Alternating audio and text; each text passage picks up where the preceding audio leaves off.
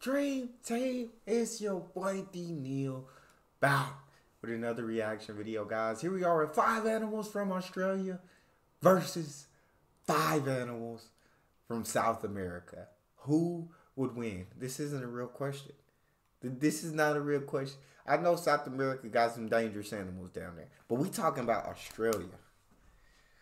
We talking about any given day, any of these animals can take your life. Now, I'm not saying they will. Actually, statistically, they're not.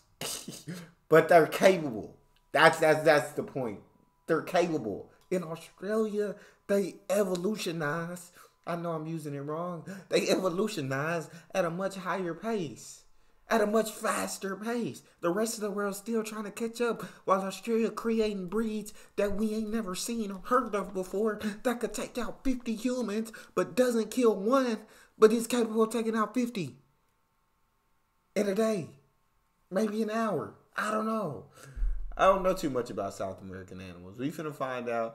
Well, before we jump in, make sure you subscribe to the channel, ring notification bell, get a video a thumbs up. What we got? In this video, I will be comparing 5 animals from Australia and 5 animals from South America. I will be trying to estimate who would win if these animals were to fight each other. This is a rather strange I'll tell you who would win. Topic to do a video on, but I have already done 2 others. This one in particular is a little harder to make, and it's all Australia's fault. See, most of the other continents that I've featured tend to have animals that are very similar to each other. This means that it's very easy to compare animals from these regions, but Australia tends to do things a little differently. Because Australia has been separated from other continents for millions of years, it has its own very unique ecosystem. It has many animals that can't be found anywhere else in the world, and that means making this video is particularly hard, because I can't exactly compare a kangaroo to a deer. Because of this, I'll be trying to choose South American creatures that are very similar to Australian creatures, or are at least in the same ecological niche. And we'll start off this video with 2 birds, as I'll be comparing the emu to the greater rhea. Now, the emu is the second tallest living bird in the world, second only to its relative, the ostrich. Of course, this species is endemic to Australia, and it used to share Australia with some other family members. There used to be a few more subspecies of emu, such as the Tasmanian emu. Unfortunately, these subspecies are extinct today, and only one emu remains. Emus are very athletic birds, as they are fast runners, high jumpers, and strong swimmers. Like many other members of their family, the males look after the eggs, and these are of course— Come on now, emus. I don't even need to see the greater rhea. I'm sorry, greater rhea. I don't need to. We talking about emus. We talking about birds that then took on the army.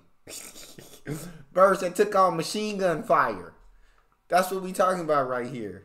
And beat it. Know what I'm saying? Greater rhea, it's just not a competition. But keep talking. Was very large and a striking dark green colour. Although these birds may not seem too intimidating, we have actually lost a war against emus. This was covered very well in an oversimplified video, and I'll leave a link to that video in the description below. The main reason behind this war was the fact that emus would destroy crops. In response to this, the Royal Australian Artillery shot these birds with machine guns, and they expected an easy slaughter. This turned out not to be the case, because after firing around 2,500 rounds, only around 50 emus were killed. Later on in— Quit playing with these emus. Hey, these emus built for war.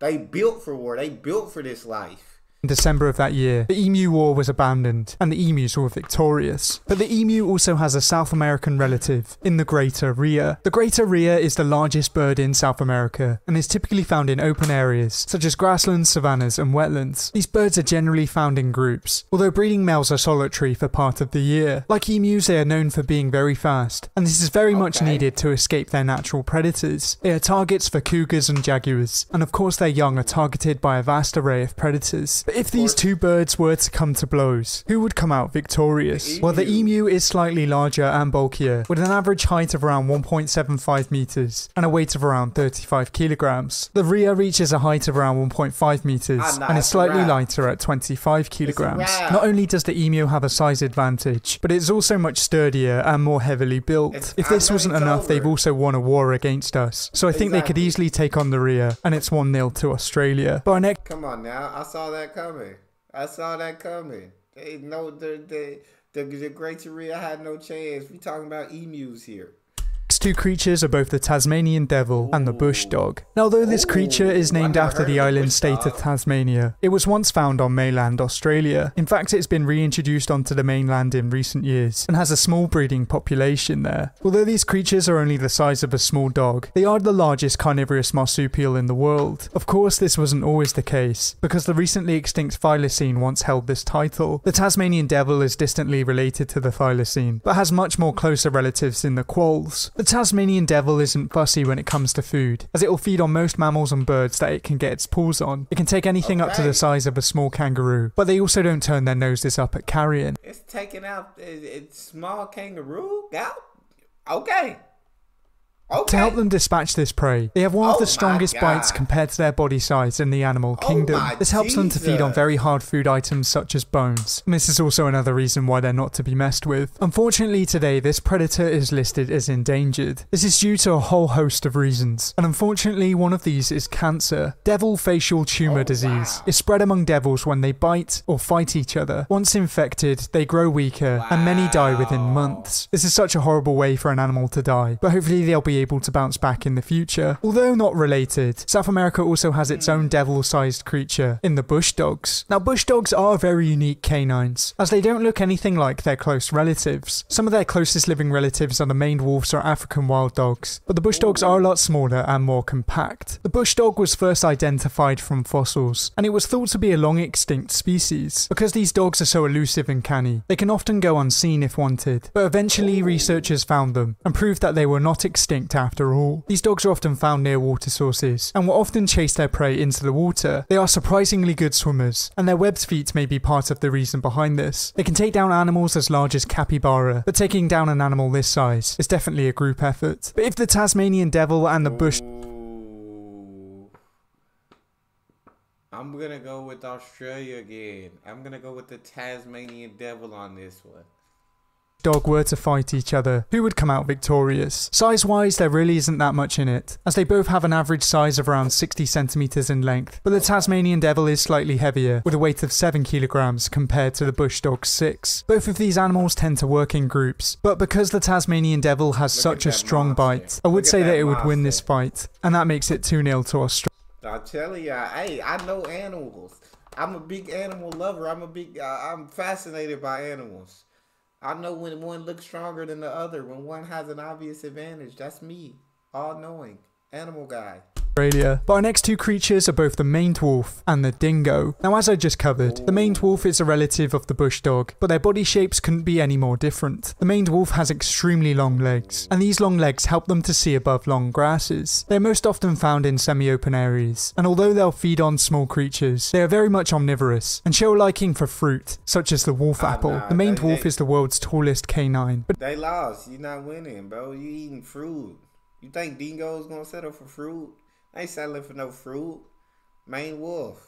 You're gonna have to take an L too. It is a bit of an oddball. Although it's called a wolf, it isn't actually a wolf, and also isn't classified as a fox, a dog, or coyote. It's thought that its last common ancestor went extinct around 6.7 million years ago, so this canine really is one of a kind. But of course, Australia has its own very unique canine, in the dingo. Now, the dingo is an ancient lineage of dog, and even though it's seen as an iconic Australian animal, it hasn't been in Australia for that long. The earliest known dingo fossil in Australia dates back to around 3,450 years ago. It's thought that they were brought to Australia by a human population, but were then left to roam free. When the dingo made its way to Australia, it became Australia's largest terrestrial carnivore. As you can imagine, this had a huge effect on carnivore versus omnivore. We know who's winning that. They wasting their time on fruit. Dingo said we ain't got time for fruit. Red meat only. Red meat only.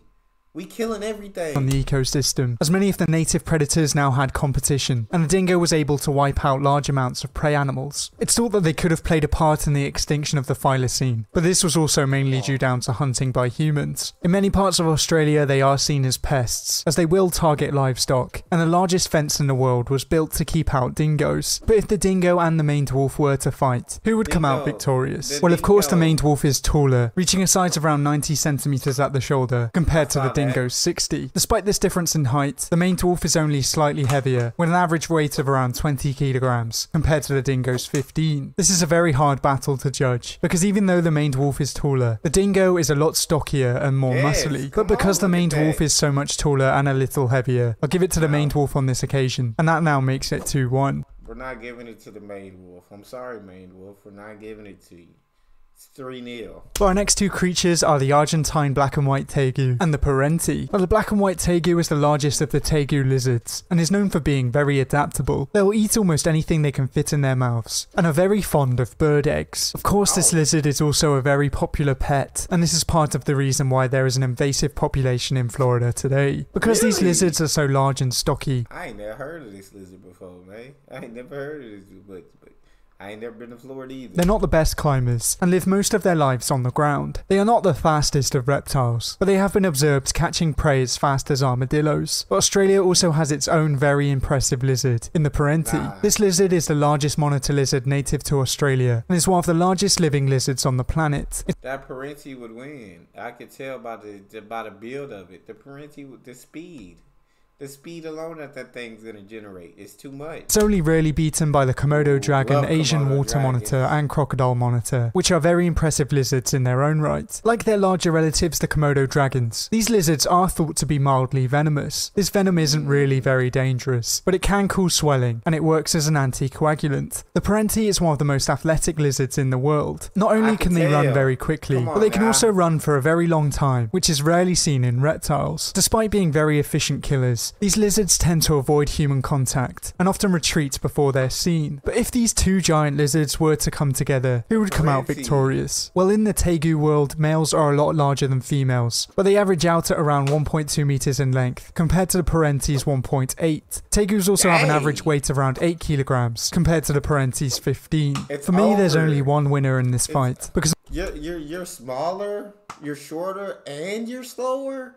Come on now, no chance. That's what you got. 8 kilograms compared to the parenti's 15. For me, there's only one winner in this fight, because not only is the parenti much larger, but it's far more athletic and also mildly venomous. So in my book, that makes it 3-1. But our last two species are both the spectral bat and the grey-headed flying fox. Now, there's no getting away from the fact that the spectral bat is very ugly. It also goes by the name of great false vampire bat, as they are often misidentified as vampire bats. In fact, their closest relatives are the big-eared woolly bats, but the spectral bat is the largest bat in the New World. This species is also the largest carnivorous bat, and will hunt anything from birds to rodents and even other bats. To help them take down this prey, they have mean teeth and strong jaws. And if you're whatever other bats you finna show me, it's not finna beat it. They said they'll eat their own people. They'll eat their own. It ain't nothing more dangerous than that.